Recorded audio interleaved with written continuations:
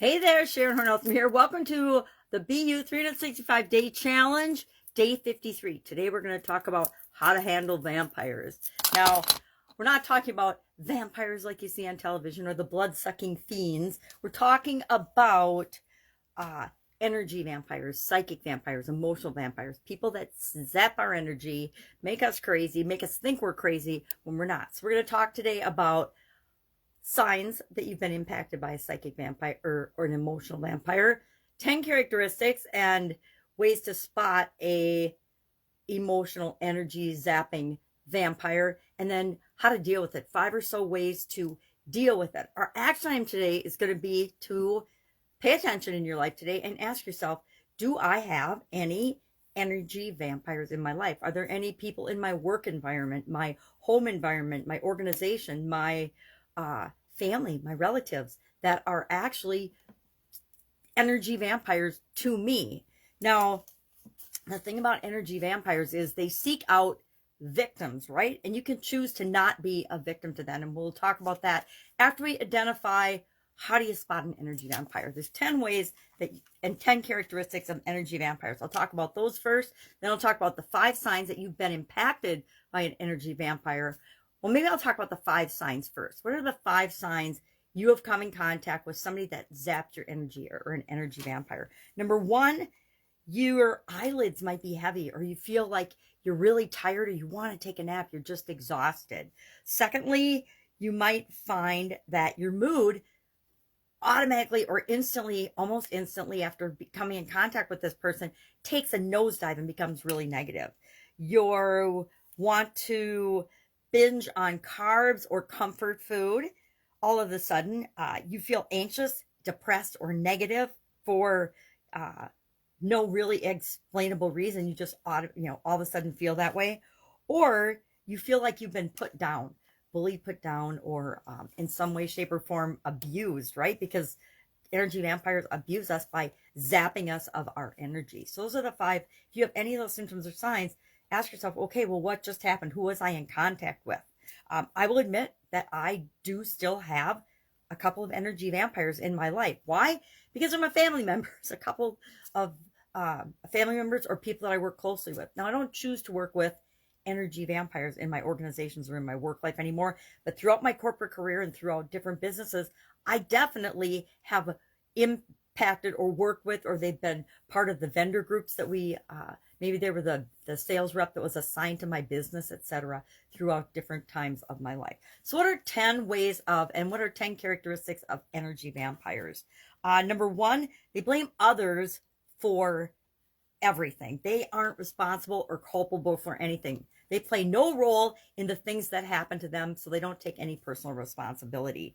They often are charismatics. You don't really notice that they're blaming you for their problems and their challenges. And so a lot of times they get away with zapping us of our energy because we think they're so charming about how they go about it. They're often very charismatic, wonderful people, but they don't balance off the negative impact of being in a relationship or being in contact with them with the positive that they bring to any event or interaction, I guess. Number 2, they're always involved in some sort of drama. We all have that person or two in our life that they come to us and they've always got major problems and dramas going on in their lives. I can think of, it's really easy when you look at other people's lives and their friends and their relationships to spot energy vampires. Like I can think of one of my sisters. I can think of a couple people in her life that are still in her life that are absolute energy vampires that I would have, and emotional vampires and terrible to her, yet she still is friends with them. But I would have cut them loose a long time ago. My daughter has a friend that's the same way, total drama queen, and everything is always a drama. If she calls, that it's going to be 3 hours because she's got to talk about all the things that are going on crazy in her life.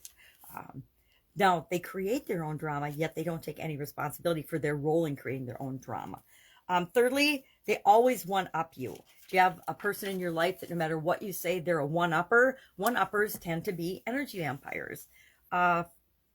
Fourth, they diminish your problems and play up their own. So you might say, oh, I'm having this challenge at work, and they don't want to hear about it. Their work challenge is going to be much more dramatic than yours. So you need to stop what you're thinking about and listen to their problem, because it's so much more important than yours.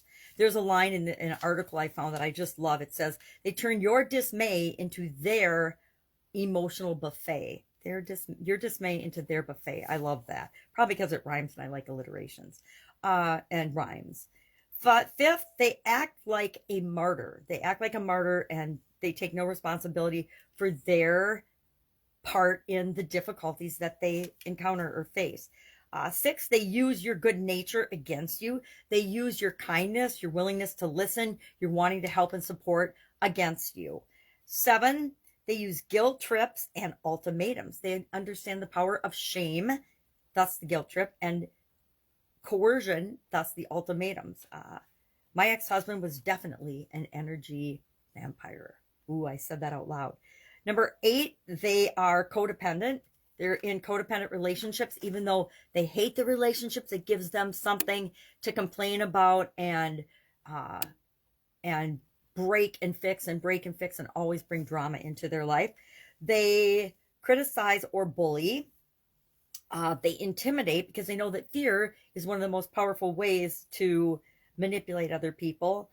They love to upset you because it bolsters their self-esteem. Thus the bullying, coercion, ultimatums, and all that types of behavior.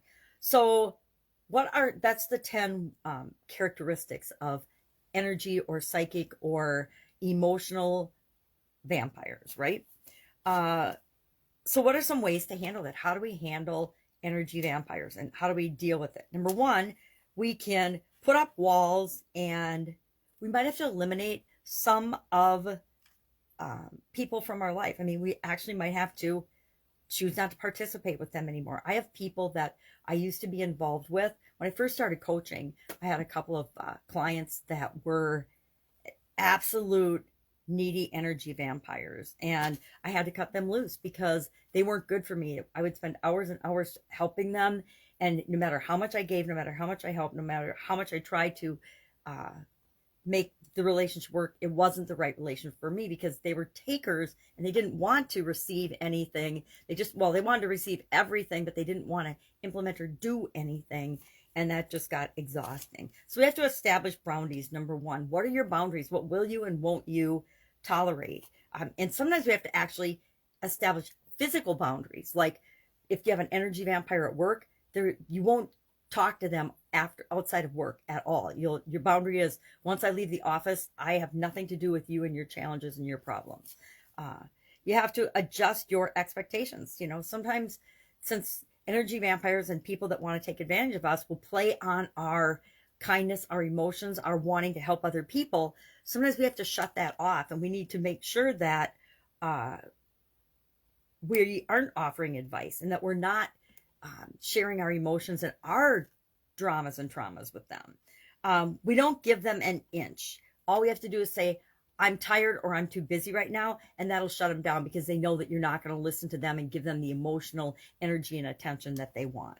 You can guard your emotional capacity, meaning they're looking at your body for emotional reactions. So if you're stone-faced, or if you just don't show any reaction at all, that will help to shut them down.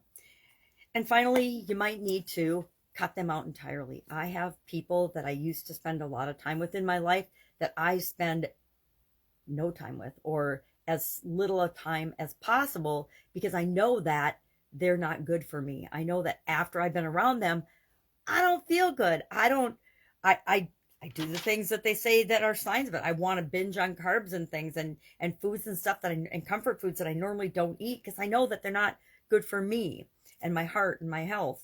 My mood will just go from positive to negative in a heartbeat, and I will be like, why am I grumpy all of a sudden? Because for the most part, I'm not a grumpy person.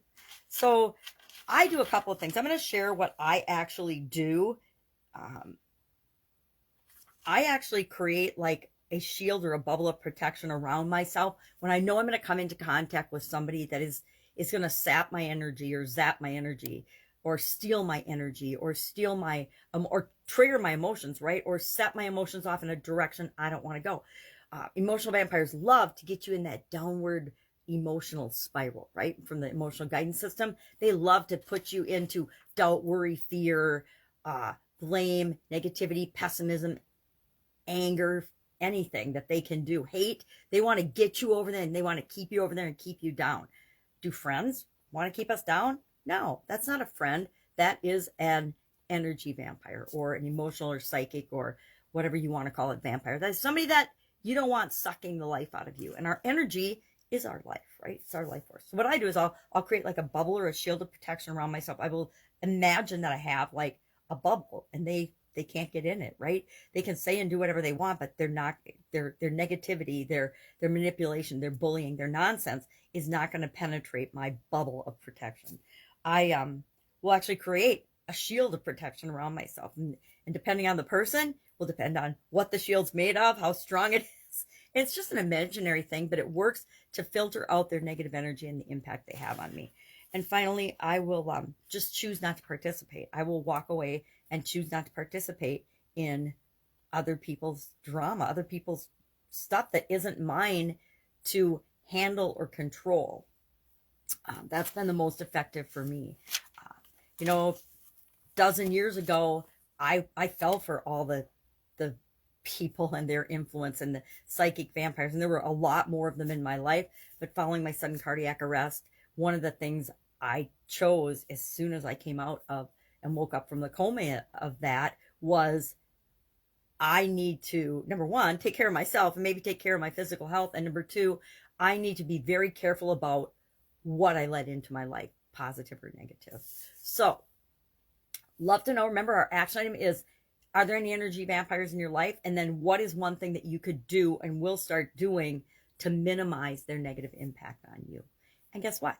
If you find yourself behaving like an energy vampire, only you can change that. I guarantee to some people, I have in the past been an energy vampire. Not intentionally, I didn't know better. I just thought that's the way you be.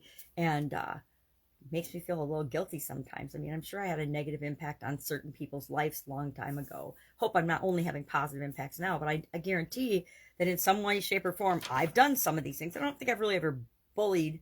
I've probably criticized people, but, you know, I haven't been a full-out bully. I've definitely been in codependent relationships, which is sad.